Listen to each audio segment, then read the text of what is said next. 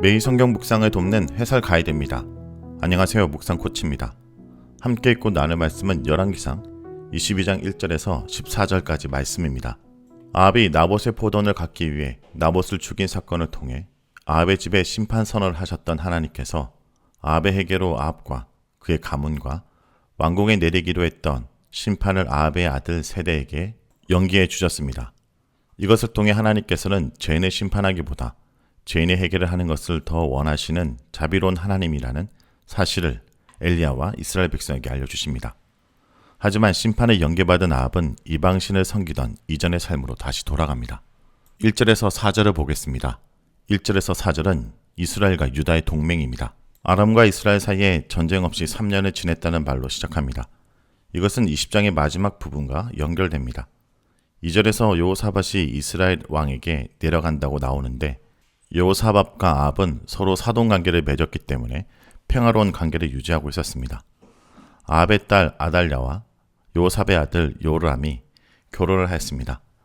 이때 신하들에게 아합은 길랏 라못이 원래 우리 이스라엘 땅이니 아람의 왕의 손에서 그것을 되찾아야 한다고 말합니다.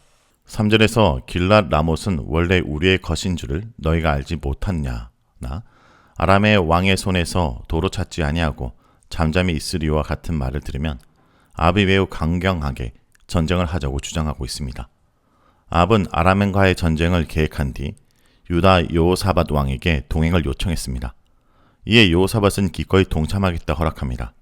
나는 당신과 같고 내 백성은 당신의 백성과 같고 내 말들도 당신의 말들과 같다라는 것은 자신도 전쟁에 참여할 것이며 유다의 군사와 말들도 아합의 군대같이 전쟁에 갈 것이라는 의미입니다. 5절에서 6절을 보겠습니다. 5절에서 6절은 400명의 선지자와 미가야 선지자에 대한 내용입니다. 아합의 말에 동의한 후 여호사밧은 아합에게 전쟁에 참여해도 좋을지를 여호와께 물으면 좋겠다 요청합니다.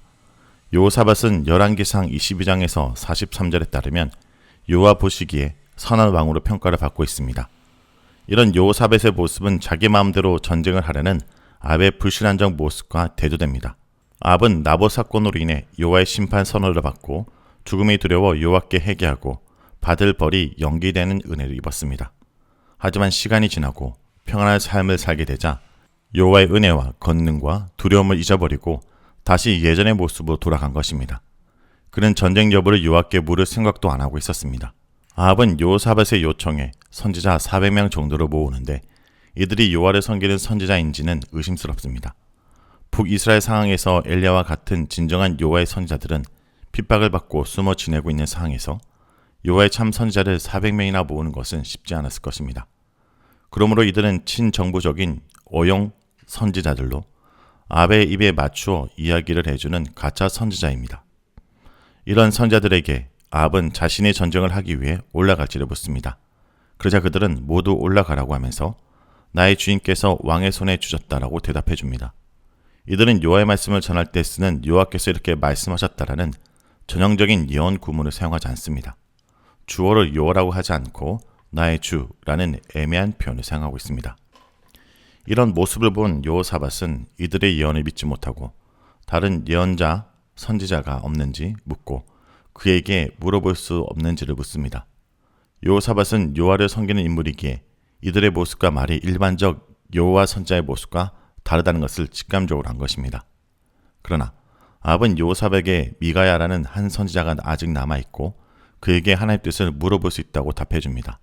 그런데 아합은 그가 자신에게 좋은 것은 예언하지 않고 항상 나쁜 것만 예언하기 때문에 그를 미워한다고 솔직하게 이야기합니다.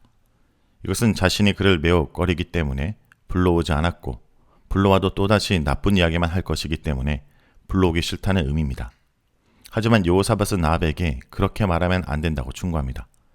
이것은 여호와의 말씀이면 좋은 말이든 나쁜 말이든 다 들어야 한다는 의미입니다. 미가야는 선자는 여기서 처음 등장하지만 종종 아합이 여호와 앞에 범죄하거나 여호와 보시기에 옳지 않은 결정을 할 때 아합에게 여호와의 말씀을 전달한 것으로 보입니다. 이것은 이스라엘의 진정한 왕으로서 여호와께서 아합의 악행을 막아 아합과 이스라엘이 여호와 앞에 더 큰 죄를 짓는 것을 막기 위한 여호와의 사랑이며 보호이며 경고였습니다.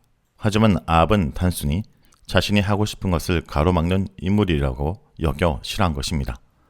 아합은 한편으로 자신의 권위만 세우려는 권위적 인물이지만 다른 한편으로 자신을 비판하는 소리를 전혀 듣고 싶지 않는 유아적인 인물인 것입니다. 여호사밧의 충고에 아합은 마지못해 미가야를 부릅니다. 다음은 10절에서 12절입니다. 10절에서 12절은 승리를 예언하는 시드기야 선지자입니다. 미가야를 부르러 간 사이 이스라엘 왕 아합과 유다 왕 여호사밧이 왕복을 입고 사마리아 성문 광장에 있는 왕의 의자에 앉아 있었고 모든 선지자들은 그 앞에 예언을 하고 있었습니다. 이 부분은 성문 앞의 상황을 우리에게 설명하고 있는 것입니다. 이때 그나아나의 아들 시드기야라는 선지자가 자신을 위하여 철로 만든 뿔을 가지고 와서 그것을 들고 말하기를 여호와께서 이것으로 아람 사람을 완전히 치라고 하셨다고 말합니다. 뿔은 힘의 상징이며 여기서 여호와의 힘의 상징으로 쓰이고 있습니다. 시드기야는 여호와께서 이렇게 말씀하셨다라는 예언자의 전형적 문구와 도구까지 사용하여 자신이 진정한 여호와의 말씀을 전하는 것처럼 말했습니다. 이런 시드기야의 말에 나머지 선지자들도 동조하고 길랏 라못으로 올라가 승리를 하라고 기원하며 여호와의 승리 약속까지 주고 있습니다. 이들의 말만 보면 5절에서 6절에 예언한 선지자들보다 형식적으로는 훨씬 더 여호와의 선지자들과 같습니다. 여호와 이름을 부르고 여호와의 예언적 문구를 사용하여 자신들이 진정한 여호와 선지자라고 주장했습니다. 13절에서 14절은 미가야 선지자가 예언하는 내용입니다.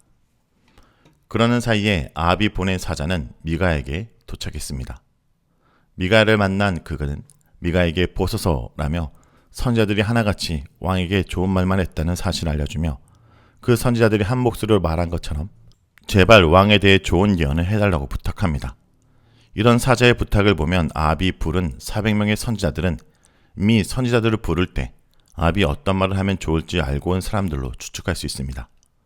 이들은 여호와의 선지자라는 이름을 가지고 있으면서 여호와의 뜻을 온전히 찾을 생각을 하지 않고 왕의 눈치를 보며 왕이 원하는 말만 하라는 오용 선지자들인 것입니다. 이런 모습을 보면 아합 왕정은 전체적으로 부패했다는 것을 알 수 있습니다. 여호와를 왕으로 생각하지 않기 때문에 아합은 자신의 생각대로 전쟁을 하려고 했습니다. 신하들은 왕의 눈치를 보며 왕의 비율을 맞추기 위해 움직였습니다. 결국 여호와의 말씀을 제대로 전달해야 하는 선지자들도 왕의 눈치를 보면서 왕이 원하는 말만 하는 지경이 되었습니다. 그러나 미가야는 사신의 요청을 단호하게 거절합니다. 그는 여호와의 살아계심을 두고 맹세하면서 여호와께서 말씀하신 것만 말하겠다고 단호하게 선언합니다. 그는 다른 선지자들과 달리 아합을 위한 선지자가 아니라 오직 여호와의 말씀만 전하는 여호와를 위한 선지자라는 자신의 정체성을 분명히 합니다. 이렇게 하면 아합 왕이 싫어할 것도 자신의 삶이 편하지 않을 것도 알았지만 자신이 여호와의 말씀을 온전히 전하는 것이 아합과 이스라엘에게 더 유익하다라는 것을 알기에 이 모든 것을 무릅쓰고라도 여호와의 말씀만 전하는 본연의 임무를 다하겠다 합니다. 이런 미가의 모습은 여호와의 말씀을 받고 여호와께서 주신 사명을 감당하고 살아가는 이 땅의 모든 사역자들과 성도들이 지켜야 될 자세입니다. 교회와 사회와 나라에 400명의 거짓 선지자가 아닌 미가야 같은 선지자들이 많을 때 교회와 사회, 나라가 하나님의 정의와 사랑이 넘치는 곳이 될 수 있을 것입니다. 오늘 말씀을 놓고 기도하겠습니다. 주님, 오늘도 내게 듣기 좋은 말만 귀 기울이고 듣는 것이 아니라 우리를 살리는 말씀에 귀 기울이게 하여 주시옵소서. 그 말씀이 나를 불편하게 만들더라도 나의 문제를 지적하더라도 그 말씀에 따르는 것이 주님의 백성의 길이요 나를 살리는 길이라는 것을 잊지 않게 하여 주시옵소서. 예수님의 이름으로 기도합니다. 아멘.